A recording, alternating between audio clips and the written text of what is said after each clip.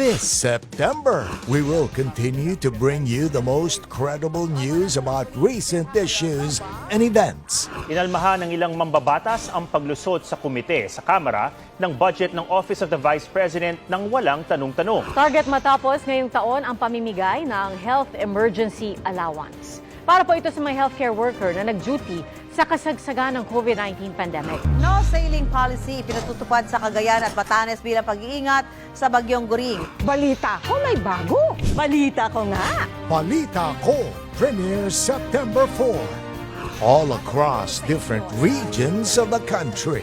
Mao nagabaha paniha pero duha ka mga taga Iloilo City dakop sa bypass operation sa San Carlos City. Pipila ka cottage sa beach resort sa Davao City ang nadanyo suman gihapak sa dagkong balud sa kadagatan. Step back by Alya. We will also bring in some sports action. Dunk time, showtime! SJ Moore with a two-handed block! NCAA Season 99 starts September 24. Plus, we're bringing back your favorite documentaries. Ilan po yung tao natin dito? Magandang hapon po sa inyo lahat.